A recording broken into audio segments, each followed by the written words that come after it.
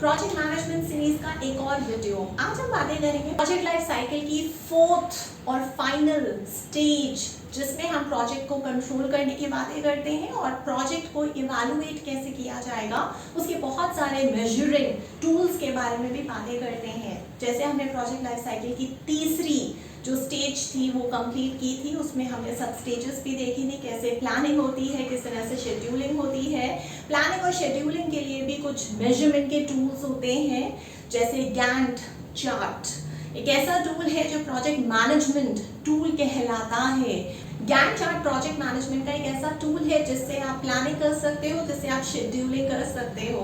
और Gantt chart आप project life cycle की तीसरी स्टेज में एज अ मेजरिंग टूल रख सकते हो। अब अगर हम चौथी और फाइनल स्टेज की बात करें प्रोजेक्ट लाइफ साइकिल की, जिसका नाम है प्रोजेक्ट कंट्रोल एंड इवैल्यूएशन, तो प्रोजेक्ट बहुत तरीके से कंट्रोल किया जा सकता है। इवैल्यूएट करने के भी अलग अलग टूल्स होते हैं, जैसे कि PERT है, CPM है। प्रोजेक्ट कंट्रोल और इवैल्यूएशन में ये जो हम टूल्स को इस्तेमाल कर रहे हैं, जिनका नाम है PERT और CPM, इनमें कुछ डिफरेंसेस भी होते हैं। कुछ जो टूल्स हैं जैसे PERT जो है वो रिसर्च और डेवलपमेंट प्रोजेक्ट्स में ज़्यादा इस्तेमाल होता है, उसी के विपरीत जो CPM है वो कुछ ऐसे प्रोजेक्ट्स में इस्तेमाल होता है जैसे कंस्ट्रक्शन के या शिप बिल्डिंग के, जैसे एग्जाम्पल के तौर पे अगर आप समझना चाहें तो। जहाँ एक तरफ PERT है जहाँ पे अनसर्टेनिटी है, उसी के विपरीत CPM है जहाँ पे हम कुछ सर्टन एक्टिविटीज के बारे में बातें करते हैं।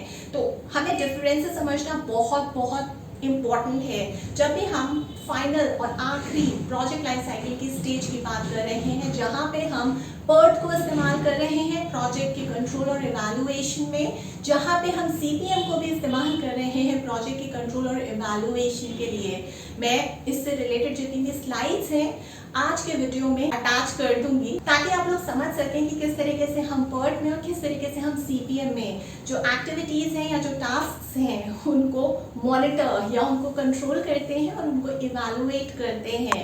इसी से आखिरी चीज़ ये निकल के आती है कि यहाँ पे रिस्क को भी मापा जाता है। इसी फोर्थ और फाइनल जो प्रोजेक्ट लाइफ साइकिल की स्टेज है प्रोजेक्ट कंट्रोल एंड इवैल्यूएशन, यहाँ पे रिस्क को भी पहले तो आपको सबसे पहली चीज़ एज अ प्रोजेक्ट मैनेजर या एज अ प्रोजेक्ट हेड या एज अ प्रोजेक्ट लीड या प्रोजेक्ट कोऑर्डिनेटर, या अगर आप एक प्रोजेक्ट की टीम है, आपको ये पता होना बहुत ज़्यादा ज़रूरी है कि हर प्रोजेक्ट में रिस्क तो होती ही है।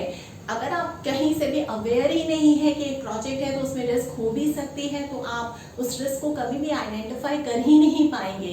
सबसे पहला स्टेप है रिस्क या अनसर्टेनिटी में किसी भी प्रोजेक्ट को मैनेज करने की, कि आपको ये पता होना चाहिए, आप इस चीज़ से वाकिफ होने चाहिए कि प्रोजेक्ट है तो अनसर्टेनिटी होगी ही होगी, कि अगर प्रोजेक्ट है तो रिस्क होगा ही होगा। एक बार जब आप रिस्क से अवेयर हो जाते हैं, दूसरे स्टेप में फिर आप रिस्क को आइडेंटिफाई करते हैं। एक बार जब रिस्क आइडेंटिफाई हो जाती है, फिर तीसरे स्टेप में आप रिस्क को असेस करते हैं और फिर चौथे स्टेप में आप रिस्क को इवैल्यूएट भी करते हैं। और फाइनली जब आपने रिस्क को इवैल्यूएट कर लिया, अब आप एक प्रोजेक्ट मैनेजर की तरह रिस्क को मैनेज भी करेंगे। रिस्क को मैनेज करना क्या है, मतलब क्या है? क्या सिर्फ इतना ही है कि हाँ हमने MBA कर लिया बस हम रिस्क को मैनेज करने के लिए प्रिपेयर्ड हैं? नहीं, रिस्क को मैनेज करना एज अ प्रोजेक्ट मैनेजर बहुत ही रिस्पॉन्सिबिलिटी का काम है। जब भी आप as a project manager risk को मैनेज करने की बात करते हैं, तो उसका मतलब ये है कि आप रिस्क को अवॉइड करने की बातें कर रहे हैं, रिस्क को रिड्यूस करने की बातें कर रहे हैं, रिस्क को मिटिगेट करने की बातें कर रहे हैं, रिस्क को शेयर करने की बातें कर रहे हैं, रिस्क को ट्रांसफर करने की बातें कर रहे हैं, रिस्क का जो कंटिंजेंसी प्लान है वो बनाने की बातें कर रहे हैं, और रिस्क पे इंश्योरेंस करने की बातें कर रहे हैं। इन शॉर्ट, अगर आप एक प्रोजेक्ट मैनेजर हैं तो आप रिस्क मैनेजर भी हैं। क्यों? क्योंकि आप रिस्क को शेयर कर रहे हैं, ट्रांसफर कर रहे हैं, उसका इंश्योरेंस करवा रहे हैं, उसका कंटिंजेंसी में ख्याल रख रहे हैं, उसको अवॉइड कर रहे हैं, उसको रिड्यूस कर रहे हैं, उसका मिटिगेशन कर रहे हैं।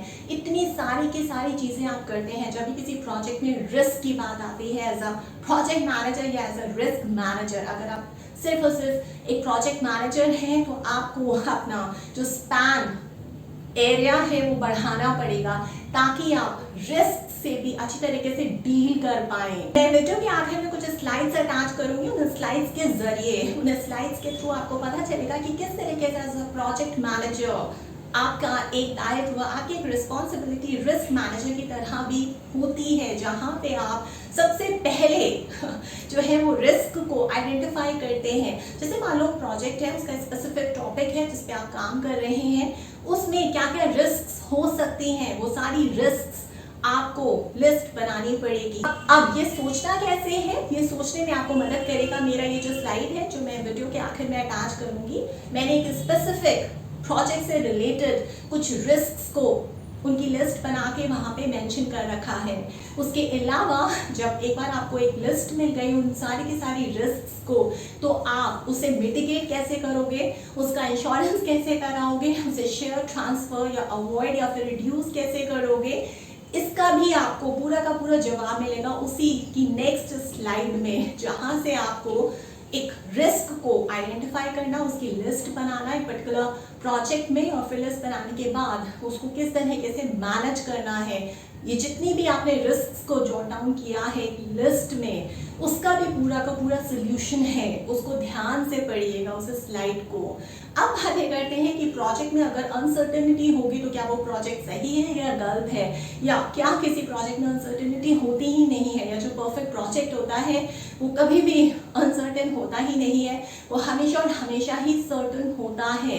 अब समझने की बात यह है कि प्रोजेक्ट में अनसर्टेनिटी क्यों होती है, क्या कोई प्रोजेक्ट सर्टेन नहीं हो सकता है? जवाब है नहीं, कोई भी प्रोजेक्ट जो है वो सर्टेन हो ही नहीं सकता है।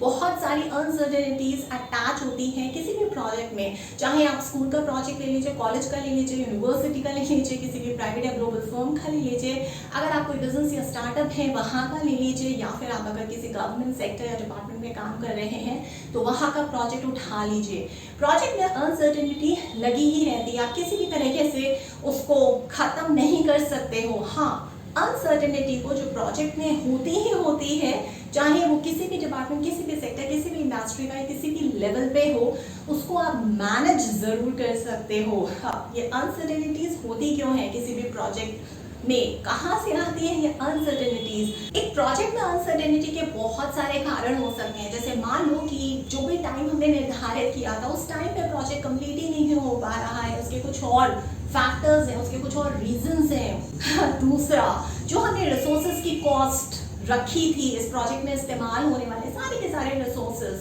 वो जो कॉस्ट है वो बहुत ज़्यादा हो गई है और उस कॉस्ट को हम मैनेज नहीं कर पा रहे हैं, ये दूसरा कारण हो सकता है प्रोजेक्ट में अनसर्टेनिटी का। तीसरा कारण हो सकता है कि कुछ ऐसे स्टेप्स आपके कंपेटिटर्स ने ले लिए हैं जिसकी वजह से आपका जो पूरा प्रोजेक्ट का शेड्यूल और प्लानिंग है वो गड़बड़ा गई है। कुछ टेक्नोलॉजिकल ग्लिचेस आ गए हैं, जितना भी हम जिस भी तरीके का टेक्नोलॉजिकल टूल्स को इस्तेमाल कर रहे थे वो टूल्स सही से अब काम नहीं कर रहे हैं, जिसकी वजह से भी अनसर्टेनिटी आ गई है प्रोजेक्ट में। तो अब हम फाइनली क्या कर सकते हैं, सारी की सारी कुछ ऐसे फैक्टर्स हैं जिसकी वजह से अनसर्टेनिटी हो जाती है प्रोजेक्ट में, जिसको हम ना चाह के भी हम फेस करते हैं प्रोजेक्ट में। ज़रूरी नहीं है कि सारे के सारे ही फैक्टर्स किसी भी प्रोजेक्ट में अनसर्टेनिटी का कारण बने, इसके अलावा भी और भी फैक्टर्स हो सकते हैं जो अनसर्टेनिटी का कारण बन सकते हैं। तो ये थे प्रोजेक्ट लाइफ साइकिल की आखिरी स्टेज। इसके अलावा भी किसी और टॉपिक पे अगर आपके कोई डाउट्स है, अगर आप चाहते हैं कि मैं आपको ऑनलाइन मेंटोर करूं, कोच करूं, काउंसिल करूं, ट्रेनिंग दूं या फिर कंसल्टेंसी दूं, तो आपको करना क्या है, आपको बस और बस वो टॉपिक मुझे व्हाट्सएप करना है। मेरा फ़ोन नंबर है 9311659252 और मेरी टीम आपसे बातें करेगी मेरे साथ सेशन को अरेंज करने के लिए। और अगर आप कोई सेटअप है, कोई गवर्नमेंट सेक्टर है, कोई प्राइवेट या ग्लोबल फर्म है, कोई एनजीओ है, कोई स्कूल कॉलेज यूनिवर्सिटी है या फिर कोई स्टार्टअप है, अगर आप चाहते हैं कि ऑनलाइन मोड के जरिए मैं आप तक पहुंचूं, आपके एम्प्लॉइज को ऑनलाइन कोच करूं, काउंसिल करूं, मेंटोर करूं या ट्रेनिंग दूं, तो आप मुझे प्रपोजल भी भेज सकते हैं। मेरा ईमेल एड्रेस है verma.roli@gmail.com। आजकल मेरे बैक टू बैक सेशंस चल रहे हैं करियर काउंसलिंग पे और पर्सनालिटी डेवलपमेंट में। अगर आप चाहते हैं अपने आपको एनरोल कराना तो आपको मुझे व्हाट्सएप पे टॉपिक्स को मैसेज करना है। अगर आपको दुनिया का सबसे बेहतरीन पर्सनालिटी वाला इंडिविजुअल बनना है, वो भी किसी और तरीके से नहीं, जो तरीका आप कुछ दिन में सीखें और फिर उसे भूल जाएं। इसके अलावा आप लोग सबसे ज्यादा इस वजह से परेशान हैं कि आप जिस भी तरीके का जो भी काम कर रहे हैं, चाहे आप स्कूल में हैं, कॉलेज में हैं, या आप वर्क लाइफ बैलेंस को संभालते संभालते परेशान आ चुके हैं, वो सिर्फ और सिर्फ इस वजह से है कि जिस काम में आप एक्चुअली बहुत ज्यादा खुशी ढूंढने की कोशिश करते हैं उसमें कोई खुशी है ही नहीं, और आपको पता ही नहीं है कि उस काम में आप खुशी क्यों नहीं महसूस या फिर ढूंढ पा रहे हैं। और इसका जवाब आपको करियर काउंसलिंग में मिलेगा। नहीं तो एक और सेशन है जिसमें आपको आपकी सक्सेस के बारे में, उसका जो राज है वो बताया जाएगा। ये सारे के सारे जितने भी सेशंस हैं वो वेदास पे, हमारे जो एंशिएंट वैदिक स्क्रिप्चर्स हैं उस पे आधारित है, और जहाँ पे हमारे जो वेद हैं जिन्होंने हमें इतना कुछ सिखाया है, जिनको हम भूलते जा रहे हैं आजकल की इस पढ़ाई लिखाई में और आजकल के इस दिनचर्या में, और जो भी जहाँ पे भी हम अपनी प्रोफेशनल लाइफ को व्यतीत कर रहे हैं, अगर हम उन्हीं कॉन्सेप्ट्स को दोबारा से रिवाइव करें और समझने की कोशिश करें तो आपको एक्चुअली कुछ भी और पढ़ने की ज़रूरत नहीं है। उसमें इतनी और इतनी नॉलेज अपने आप में ही इंस्क्राइब्ड है कि आपको किसी और के पास जाने की ज़रूरत नहीं, आपको किसी और सेशन की दोबारा ज़रूरत होगी ही नहीं। पूरी दुनिया में भी आपको ढूंढने से नॉलेज नहीं मिलेगी अगर एक बार आपने ऐसे सेशंस ले लिए मुझसे आके। क्यों? क्योंकि मेरे सारे के सारे सेशंस के जो कॉन्सेप्ट है वो वेद से डिराइव्ड हैं।